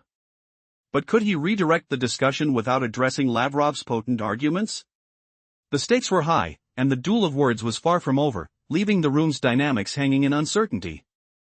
Would Ruta succeed in asserting NATO's security narrative, or would Lavrov's historical truths dismantle the very foundation of that argument? The scenario unfolded like a high-stakes drama, evoking emotions and memories of a turbulent past, while the world watched closely. Just moments ago at NATO headquarters, a stunning confrontation unfolded, shaking the very foundation of the gathering. Sergei Lavrov laid into Mark Ruta with words that silenced the room, a pivotal moment now igniting discussions worldwide. What happened next? Brace yourself as I recount this astonishing tale that defied all expectations. Sergei Lavrov walked into the room, exuding an air of tranquility that hushed the crowd. His steps were measured, showcasing a self-assuredness reminiscent of a man who understands the course of the conversation before it begins. As he entered the NATO session, the atmosphere crackled with anticipation, like the silence before a storm. The hall echoed the dull sounds of protocol, guards checking passes, assistants arranging folders, translators scanning the space for optimal views. The room was filled with polished glass and flags standing regimented like soldiers, poised for the dialogue about to occur. Mark Rutte, the newly appointed NATO Secretary General, entered confidently, dressed in a meticulously tailored suit that radiated authority. Yet, his polished exterior couldn't mask the tension beneath, despite his prepared smile. He took his position at the helm, asserting dominance with every gesture, the clinking of his fingers against the table punctuating the air. He boldly declared, "NATO is a guarantee of peace." That statement reverberated off the walls, a declaration not just for the audience, but one meant for history. However, facing him was Lavrov, whose unyielding calm made the brassy echoes of Rutte's proclamation seem distant. Lavrov's eyes narrowed slightly as he took a deliberate sip of water, setting the stage for what was to come. His voice, quieter yet laced with unshakable conviction, sparked an undeniable tension in the room. "Mr. Secretary General," he began, "what alliance protected Europe in 1941? His question hung in the air, thickening the silence, a subtle challenge that promptly caught the attention of the stunned audience. The air felt electric, charged with a questioning essence. Rutte flinched slightly, his practiced smile faltering as the gravity of Lavrov's words began to sink in. "Your alliance saved no cities. It was Soviet soldiers who halted the advance." "You seem to forget geography, Mr. Secretary General," Lavrov pressed, his facts like heavy stones landing on a placid pond, rippling outward. The reality of history struck hard and left no room for misinterpretation. The crowd held its breath. The journalists leaned forward, the sound of paper rustling palpable as they anticipated the unfolding drama. Lavrov maintained his steady gaze, his words unraveling the narrative spun by Rutte and his allies. "Today's structures do not negate the sacrifices that ensured your cities still breathe," he asserted, painting vivid images of liberation amidst a backdrop of war, a poignant reminder that memorials across Europe tell a different story. Rutte struggled to maintain composure, his previous bravado slipping as shadows of realization danced in his eyes. The narrative he had clung to was frayed at the edges. Lavrov pressed further, with an unwavering stance. "You shape your alliances with those who forget the past, isolating yourself and your ideals. But isolation speaks of your own disconnection, not mine." Here lay the twist. Lavrov was turning the very essence of Rutte's argument on its head. The declaration became a mirror reflecting not just individual nations, but the collective psyche of a continent grappling with its own legacy. The room, once bustling with energy, now shivered under the intensity of the moment and a tension that was almost tangible. The difference in perspective beckons reflection. Who truly stands alone in this geopolitical landscape? As the session wrapped up, murmurs of agreement erupted amid the somber acknowledgement of truth. "You can't build a future without remembering the past," Lavrov concluded, leaving a profound silence hanging. This encounter could reshape dialogues for years to come. In a tense and pivotal moment, Russia's foreign minister, Sergei Lavrov, challenged NATO Secretary General Mark Rutte, leaving the room in stunned silence. Everyone held their breath, aware that something significant was unfolding. Moments like these are rarely witnessed but can change the course of history. What will happen when the two leaders go head-to-head? As the story unfolds, prepare for unexpected twists and a battle of ideologies that could impact Europe. As the atmosphere in the room thickened, memories of Europe's previous alliances hung heavily in the air. Rutte, assuming control, waved his hand, dismissing Lavrov's arguments. "This is the cost of principles," he asserted. "Europe cannot rely on a nation that disregards international law." Yet, his voice cracked with frantic urgency, betraying his inner turmoil. A smirk flickered on Lavrov's lips, not out of malice but weariness. "Principles," he echoed. "Is a principle buying gas from the US at triple the price? Or when your farmers shut down because they've lost the eastern markets?" Each question reverberated in the room, awakening uncomfortable realizations. "Mr. Secretary General," Lavrov continued, "sanctions are your choice. But they are dismantling your very foundations." As the delegation absorbed his words, it was clear Lavrov wasn't just posing challenges, he was laying bare vulnerabilities. "You defend Europe, from what? Affordable energy? Stable markets? What a peculiar form of protection. It's like cutting off a hand to prove your strength." The room responded with hushed murmurs. Faces accordingly mixed with disbelief and reluctant acknowledgement.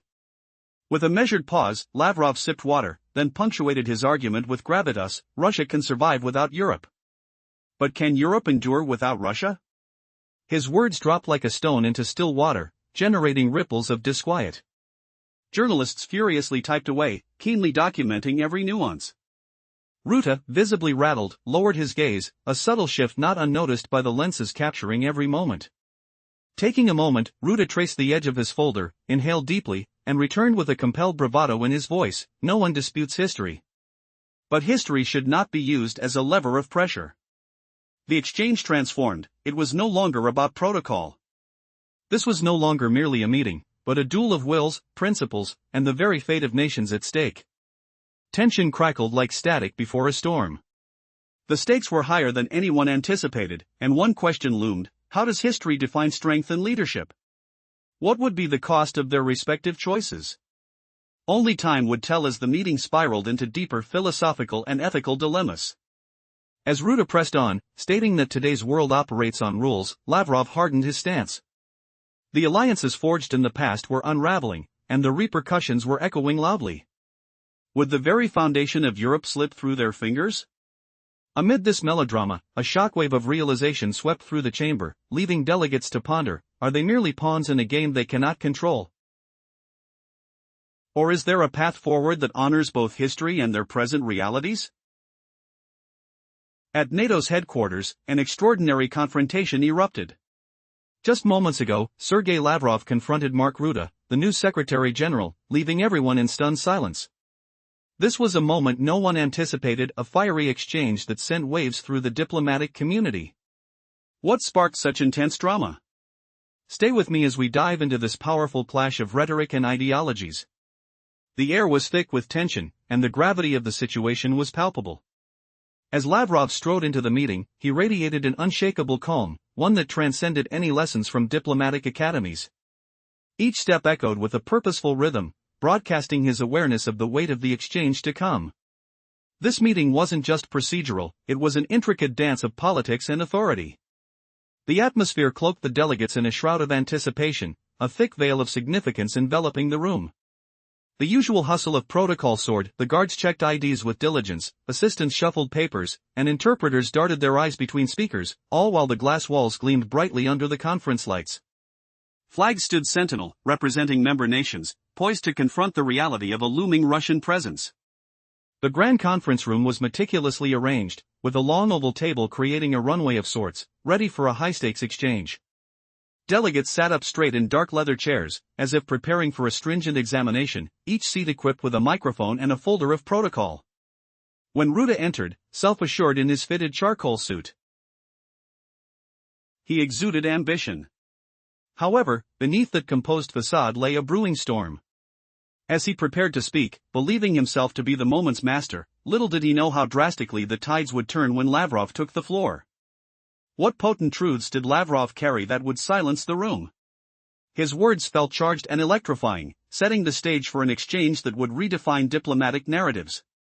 With a deliberate wave, Lavrov beckoned for calm and asked pointedly, which alliance defended Europe in 1941? This question hung in the air, both simple and devastating, thickening the tension. Journalists perked up, eyes wide, recognizing that this was not just a passing reference to history, it was a challenger's gauntlet, urging the attendees to confront stark realities. Rutte blinked, his prepared smile wavering as Lavrov leaned forward. Do not forget geography, Mr. Secretary General. Neighbors can't be chosen. The weight of his words echoed, dredging up painful reminders from the past. Would the Secretary General reclaim the narrative, or had Lavrov irrevocably reshaped the discourse? It became clear, this wasn't merely a meeting, but an all-or-nothing confrontation where historical memories overshadowed political rhetoric. As Lavrov unfolded the harsh truths of World War II, a narrative emerged that bore the sacrifices of countless lives, heavy reminders that transcended the present discussions. Would Rutte's alliance withstand scrutiny of its very foundation, or would Lavrov's poignant arguments resonate, provoking dialogue beyond this room? The intensity in the atmosphere thickened as Lavrov continued, each articulated claim reverberating with a challenge to the status quo. As the words hit home, a palpable ripple coursed through the audience. Tension hung in the air, punctuated only by Lavrov's steady voice.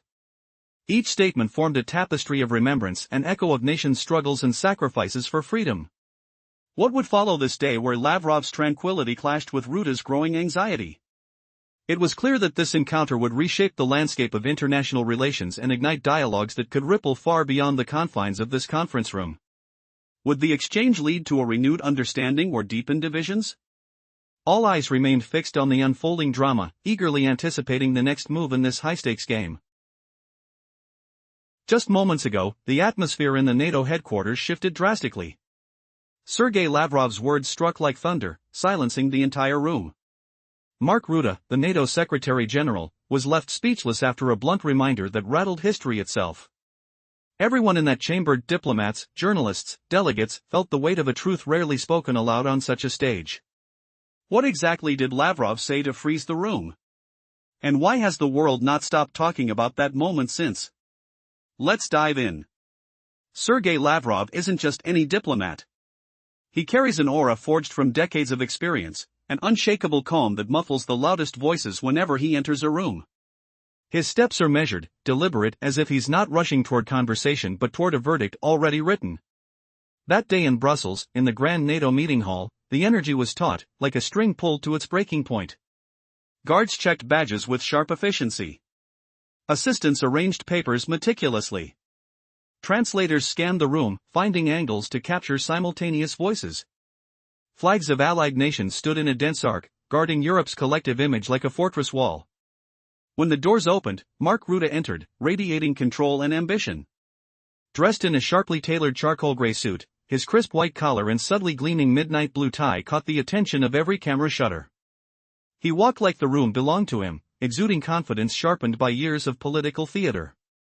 His hand knocked lightly on his dossier, punctuating his presence. NATO is the guarantee of peace, Rutte declared firmly, a phrase meant to echo beyond those walls, crafted for headlines and history books alike. It was a carefully dropped gauntlet. But sitting across the table, Lavrov was unmoved. His eyes narrowed slightly, his face unreadable. He sipped water slowly, then leaned into the microphone. His voice came quieter, yet it silenced the room even more. And which alliance protected Europe in 1941, he asked, voice cool but heavy with meaning. The silence that followed was suffocating. Translators hesitated, afraid to dilute the challenge. Journalists snapped to attention. Delegates exchanged uncertain glances. Even the hum of air conditioners felt louder, as if the whole room held its breath. Rutte blinked. His confident mask faltered for a fraction of a second.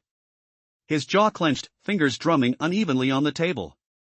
But Lavrov didn't pause. Your alliance did not save European cities then. The words fell like stones in a still pond. It was Soviet soldiers who stopped the trains marching to Western capitals. Geography is not a choice, Mr. Secretary General. Neighbors do not choose their neighbors. Now the air was charged. These weren't slogans, they were undeniable facts carved in history, bloodied and irreversible. The room, poised for diplomacy, now braced for a duel. And Lavrov was not playing by the host's rules.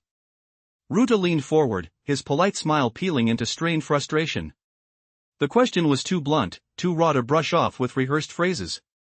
He clicked his pen cap, trying to smother his irritation. Times have changed, he said. Today, our alliance guarantees security for millions of Europeans. NATO has proven its power and necessity. The words rang firm, but beneath the surface, a crack was visible. His statement rushed out, as if fear of hesitation betrayed his confidence. Lavrov met his gaze steadily. No grin, no raised eyebrows, just a solemn look that made even seasoned politicians feel like students facing a final exam. The structures of today do not erase the debt Europe owes to millions of Soviet soldiers.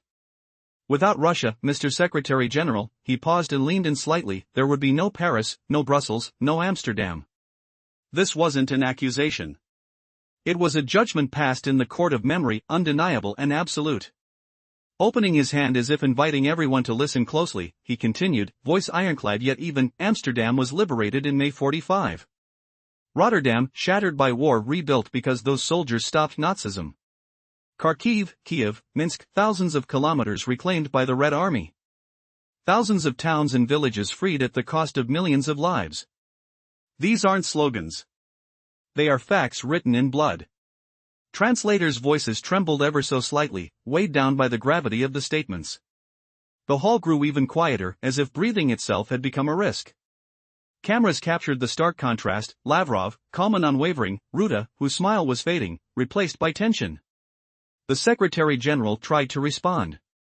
His chin rose, as if seeking connection with the delegates, pleading silently for their support. "No one denies history," he said. "But our duty is to protect the future. Today's threats are different. Only through alliance can Europe be safe." His reply, though polished, floated hollow. The room sensed the absence of substance behind the words. Leaning back, Lavrov held Ruta's gaze. His deliberate calm pressed heavier than any argument. "The future, Mr. Secretary-General," he said slowly, "cannot exist without memory. Nor without honesty." He rested his palm on his dossier, unopened, signaling that documents were secondary. What mattered were the words themselves. "Europe speaks today of threats from the East," he continued, voice lowering to a quiet steel. "But let me remind you, the East once brought not threats, but liberation. And that word, liberation, isn't just a textbook term. It is engraved on thousands of monuments from Berlin to Prague, from Warsaw to Budapest. You may choose not to say it aloud, but you cannot erase it." The pause after those words sealed the moment. Translators took longer before passing them into other languages. An almost sacred silence fell, the kind that pierces to the heart of any discussion. Ruta looked around, at cameras, delegates, journalists, realizing any further words might sound like excuses. Then, unexpectedly, applause broke out in the hall. First tentative, then stronger, rolling like a quiet wave. Not the roar of celebration, but a firm statement of acknowledgement. Several delegates stood. Cameras captured the scene. Lavrov didn't smile, he only nodded slightly, his gesture humble, a tribute to memories paid for with lives. "Russia never sought enemies," he said, voice softer. "We always sought allies, even among those who were once across the front line. Because we are not vindictive, we seek justice and peace." His words demanded no reply, they were their own answer. Reporters scribbled furiously. Cameras flashed endlessly. But those seated understood, the first round of this confrontation belonged to Lavrov. History had just spoken with a clear voice. The paper rustled anew. Delegates exchanged glances, sensing the debate had outgrown protocol. Yet Ruta, seated firmly, refused to concede. Tapping fingers on the table once more, he raised his voice just enough. "No one disputes history," he began, facing the cameras squarely. "But history must not become a tool for pressure. Today's world stands on rules. And those rules say, aggression must be answered." The hall listened, tension flickering like a dim light. "Sanctions on Russia are not whimsy," he continued, "but necessity.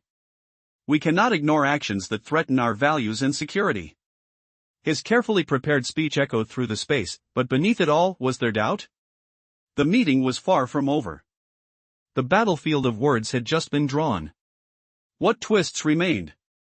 Could the truth be reshaped by power? Or would history's shadow forever loom over the polished halls of diplomacy? The answer hung in the air, waiting to fall. Just moments ago, the NATO headquarters was shaken to its core. Sergei Lavrov, with a calm yet unyielding presence, confronted Mark Rutte in a way no one imagined. The room fell into a grave silence, heavy with the weight of history and truth. What happened next left the world stunned, and it's a moment you won't forget. Listen closely. The air inside the conference hall was thick with tension. Lavrov didn't rush his steps, each one measured and purposeful, like a man who already knows how this story ends. When he paused, the silence itself became a powerful argument. NATO's bustling headquarters bustled with a familiar protocol routine. Security checks clicked, assistants shuffled papers, and interpreters scanned the room, positioning themselves to catch every word from both sides. Shimmering glass panels reflected bright lights. Flags of allied nations stood shoulder to shoulder, encircling Europe like a fortress. But today, this fortress was about to face an undeniable truth: the gaze of Russia. The long, oval table stretched like a runway. Each seat was set with a microphone, a folder of protocols, a carafe of water, and a tall glass. The dark leather chairs demanded straight backs, as if everyone sat for an exam. TV cameras, their red recording lights blinking like watchful eyes, captured each moment. Then the doors opened. Mark Rutte, NATO's new Secretary General, walked in. He radiated confidence, ambition wrapped in a sharply tailored charcoal suit and a spotless white collar. His dark blue tie caught the light just enough to sparkle under the camera's scrutiny. His every move screamed ownership. As though this room was already his domain. His smile was practiced, firm, hiding a surge of tension just beneath. Every eye was on him. He took his position at the head of the table, tapped his fingers on a folder, an unspoken claim of control, and spoke with ironclad certainty. NATO is the guarantee of peace. The words echoed through the room.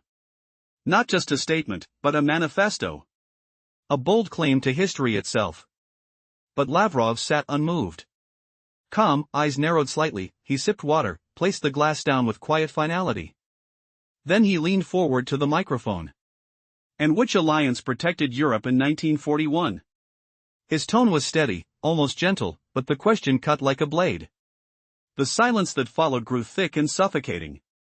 Translators hesitated, guarding every subtle nuance. Journalists snapped to attention. Delegates exchanged uneasy glances. Even the hum of the air conditioners seemed louder. Rutte blinked, the practiced smile faltering under the weight of that simple question. His composure cracked, just barely revealing a clenched jaw and fingers drumming with impatience. Lavrov did not relent.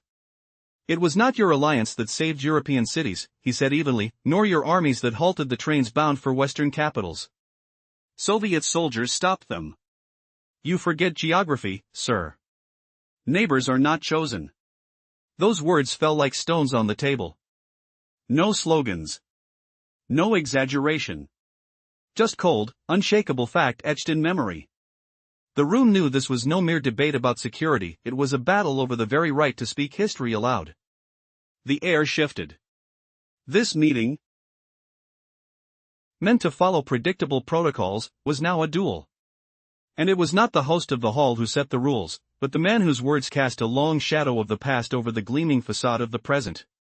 Rutte leaned forward slightly. Polite on the surface, but eyes flickered with frustration. Lavrov's question was a piercing spotlight, too blunt to dismiss with empty rhetoric. Rutte fiddled with his pen cap, trying to smother rising irritation, and declared with forced calm, times have changed. Today, our alliance is the guarantee of safety for millions of Europeans. NATO proved its strength and necessity. His voice was firm. Yet beneath it, those attuned could detect a fragile tremor. He rushed the sentence, as if fearing silence would reveal his doubt. Lavrov met his gaze steadily. No smile, no raised eyebrow, only a weighty stare that turned every seasoned politician into a nervous student before an examiner. The systems we have now, Lavrov began carefully, as if building a wall of bricks word by word, do not erase the truth that Europe owes its life to millions of Soviet soldiers. Without Russia, Mr. Secretary General, there would be no Paris. No Brussels. No Amsterdam. Those words landed as both sentence and verdict. Not a reproach, but a solemn truth. Facts etched in blood. Lavrov opened his hand slightly, inviting the room to absorb the weight. Need proof? Amsterdam was freed in May of 45. Rotterdam, destroyed but rebuilt because of those who halted Nazism. Kharkiv, Kiev, Minsk, thousands of kilometers carved by the Red Army, countless towns freed at the cost of millions of lives. These are not slogans, but facts written in sacrifice. Interpreters struggled to match the gravity, their voices trembling just enough to betray the impact of those words. The hall grew even quieter. Cameras caught the stark contrast, Lavrov, calm and composed, and Rutte, whose smile grew tighter, more strained. Rutte tried to speak, no one denies history, but our duty is to protect the future. Threats today are different, and only alliance can keep Europe safe. The words hung empty, mere forms without meaning. Lavrov leaned back, eyes never leaving his opponent. His slow, measured calm pressed down, heavier with each passing second. Future, Mr. Secretary General, he said at last, cannot exist without memory. He placed his palm flat on the folder but did not open it. Documents were secondary. And cannot exist without honesty. Today, Europe talks about threats from the East. But let me remind you, once, the East brought liberation. Liberation isn't a word from a textbook. It's carved on thousands of memorials, from Berlin to Prague, Warsaw to Budapest. You may not say it, but you cannot erase it. The room held its breath. Translators paused before transforming the words, honoring the silence that followed. This was the silence when truth pierces the heart of the conversation. Ruda's gaze darted toward cameras, delegates, the press. It was clear now, any response would seem like an excuse. Then, unexpectedly, applause broke the stillness. A hesitant clap, then more, until a steady wave of quiet but firm applause spread. Some delegates rose from their seats, acknowledging the moment. Lavrov gave a slight nod, no arrogance, only respect, a bow to the memory of those whose lives paid for what we call peace in Europe. Russia never sought enemies, he said softly, we have always sought allies even among those who were yesterday on the other side of the front line. We are not vindictive. We stand for justice and peace. No reply was needed. His words answered themselves. Reporters scribbled notes. Cameras rolled endlessly. But inside the room, everyone knew, the first round was over. And it had not gone to NATO's Secretary General. Whispers stirred. Delegates exchanged glances. The scripted exchange was broken. Yet Ruda sat still, shoulders squared, fingers tapping the table, a man not ready to admit defeat. He raised his voice slightly, words sharp and polished. No one disputes history, he began, but history must never become a tool of pressure. Today's world rests on rules. Those rules say this: aggression must be met with response. Sanctions on Russia are not whims, they are necessity. We cannot turn a blind eye to actions threatening our values and security. In a striking moment at NATO headquarters, the air crackled with tension as Sergei Lavrov confronted Mark Rutte, leaving the audience in stunned silence. What could possibly shatter the carefully curated atmosphere? Stay with us as we delve into this unforgettable encounter. Sergei Lavrov strode into the room, embodying a tranquil authority. Each step was deliberate, as if he navigated a path he had already envisioned, and the conversation was merely a formality. His mastery of silence amplified the weight of his presence, each pause a potent argument in a world where words can ignite conflict. In the opposite chair, Mark Rutte emerged, tall and sharp in a meticulously tailored suit that screamed confidence. NATO is the cornerstone of peace, he announced, the boldness of his declaration filling the glass-paneled room. But, with Lavrov watching intently, every syllable seemed less a proclamation and more an echo awaiting a response. Lavrov remained unshaken. He took a slow sip of water before leaning into the microphone, commanding attention. What alliance defended Europe in 1941, Mr. Secretary General? His question hung ominously in the air, a challenge that sent ripples throughout the room. The silence that followed was thick enough to cut, with journalists rising to attention, captivated by the unfolding spectacle. Rutte blinked, momentarily taken aback by the straightforwardness of the inquiry. His signature smile faltered, revealing a crack in his armor. In his effort to regain composure, Rutte insisted that times have changed, proclaiming NATO as the current guardian of European safety. His voice, while steady, betrayed a falter, a subtle tension beneath the surface, hinting at uncertainty. Lavrov seized the moment, responding with the weight of history behind him. Today's frameworks do not erase the fact that Europe owes its survival to countless Soviet soldiers. His words carried a historical truth, stark and undeniable. He began to outline the cities Amsterdam, Rotterdam, each liberated at a tremendous cost, grounding the conversation in the harsh realities of the past. The balance of power shifted palpably, as Rutte's previously bold demeanor showed signs of wear under Lavrov's historical scrutiny. The air felt charged, silence enveloping the room, a tightness that seemed to amplify every whispered exchange. The translator's voice wavered as he tried to convey the heavy significance of Lavrov's points, each fact a brick in the wall of contemporary dialogue. It was no longer merely a debate, it had transformed into a clash of ideologies. As Rutte tentatively scanned the room filled with delegates, it became clear he was desperately trying to reclaim the upper hand. No one disputes your sacrifices, he began, but Lavrov interjected, his tone cool and uncompromising. Recollection should not be sacrificed for contemporary convenience. Here, the conversation reached a critical junction. Was Lavrov advocating for a unity rooted in shared histories, or simply challenging Rutte's stance? The stakes escalated, The idea of alliance against Russia now loomed as a very real consequence of the dialogue. Then, unexpectedly, applause erupted from the audience. What began as a tentative show of approval built into a surge of affirmation, each clap resonating against the walls, breathing life into Lavrov's assertions. He remained stoic, offering only a slight nod, a recognition of the intertwining of history and Europe's current peace. In closing, he gently reminded the assembly that Russia, despite its complicated past, sought allies even among former foes, a call for reflection, justice, and a shared understanding. The resonance of his words reverberated through the hall, prompting journalists to scribble furiously, documenting a transition from mere protocol to a raw exchange of truths. As the first round of this diplomatic duel concluded, the outcome was clear: it did not favor the NATO Secretary-General. A vibrant silence lingered, underscoring an unresolved tension that hinted at future confrontations. What reverberations would this charged discussion leave in the corridors of power? Each breath held the promise of further confrontation, where only the boldest narratives would survive.